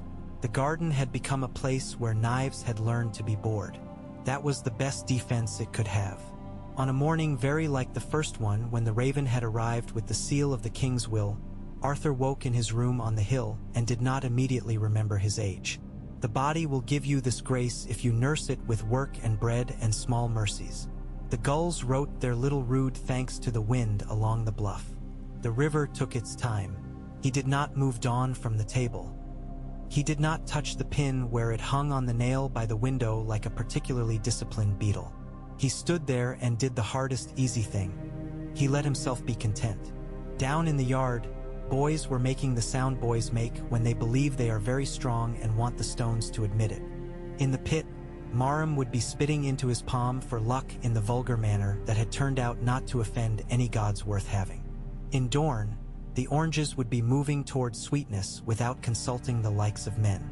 In Old Town, Sarella would be drinking something she pretended was difficult to enjoy and making a face at a maester who had learned to pretend to disapprove of her, and then had given up and now disapproved of himself for the pleasure he took in her company. In Bravos, a man would be opening a ledger and seeing that the page that had once been stained with blood was now stained with pear juice and soup and a different sort of greed, and realizing that he had come to prefer this, which is how a civilization admits its best truths. He dressed. He belted his tunic. He went down and ate figs that had left their sweetness where it could be found. He put his hand on the white head of the wolf who had decided walls were tricks and stayed anyway. He walked out to the balcony above the gate and looked down at the river. He did not speak. He was not a king. He was a hand. He had set himself to touch things until they took the shape they were meant to. They had not taken all the shape he had hoped for. They never would. That is not a reason to stop. Mara appeared at his side with a piece of paper and a knife and a disinclination to choose which to offer first. "Two things," she said. "A lord from the Reach wants you to explain to him why his tax collectors return from Duskendale without their boots. And the boy, your boy, wants to take the dragon higher than he has taken her. He asks for a word. Give the Reach lord his boots back," Arthur said. "As for the other, tell Kit I will come to the yard and tell him what I tell any man who wants the sky." "And what is that?" Mara asked. "That the sky keeps no accounts and takes no bribes," Arthur said, and she grinned the grin of a woman who had convinced herself that she could never be charmed and then had learned the trick and forgiven herself for it. He went to the yard. The boy was not a boy. He tried to be, for Arthur's sake, for Marum's. But his bones had decided otherwise. His hands had lengthened. His voice had found its depth. His eyes had learned to leave off the performance of fear. Ashes stood like a house beside him. A thing you would not name beautiful until you trusted it and then could not name otherwise. The iron was off that hour. The straps lay silent. The hook ladders were stacked. The room had been swept. The smell was clean, and under it the salt acid sweet of a creature whose blood is a quarrel with the elements. "Higher," Kit said. "Marum says not today. He says I should learn the wind between the roofs and not the wind above the smoke. He is right because he is always right. But he grimaced. "I woke this morning with my heart where my tongue should be." "That happens," Arthur said. He stood at the beast's shoulder. He did not touch her because he did not need to prove he was unafraid. He looked at the boy who was not one. "You will go higher when the day comes, and the day will come not because you ask it but because she says so. When she does, you will not feel heroic. You will feel silly. You will feel as if you have put your head into a place that is none of your business and discovered it is full of breath. You will come down humbler than you went up. You will want to go again. You will. Between now and then, put the articles in order. Don't invent heroics. Learn stairs." "Stairs?" Kit repeated, making the word into a vow. "Stairs," Arthur said. "Learn to go up them without tripping and down without hurrying. Learn when to stop halfway and look out the arrow slit and when to go on. Learn a stair by a wall and one with a window and one with a landing where men like to kiss women. Learn the stair in your own body. When you can climb it awake and asleep, I will tell you to go up and she will let you." Kit breathed. Marum, standing behind him, did likewise, and the tiny motion of his mouth resembled prayer and also resembled satisfaction. Ashes turned her head and swallowed and looked down at Arthur as if to say, "You are short and you have done well." He bowed to her because he was short and he had. In the afternoon there was a wedding in the lower city, and some boys from the Eyrie, clean and thinking themselves handsome, went and ruined their boots in the wine and came back with their coats smelling of spilled joy. In the evening there was a fire in a stable that had not been built properly, and 5 men took a ladder in their hands like a song, and made it do what a ladder is meant to do. At night there were letters with time in them, but fewer than there had been, and the man who had once sung the hymn of patience had taken to singing a rough sailor's thing that had no pretension to benignity but kept better time. The morning came again in the way mornings must come if men are to continue to call what they live in a world. If there was an ending, it was this: that Arthur Dayne, who had been given the chance to be legend twice and had declined both times in favor of competence, found himself old and unbroken and useful, and in a city where usefulness was not mistaken for humility. A boy who loved a dragon learned to go up and down the stairs without falling, and a king was permitted to sit with a tree for hours without anyone trying to prove a moral from it. The dragons lived. The city lived beside them.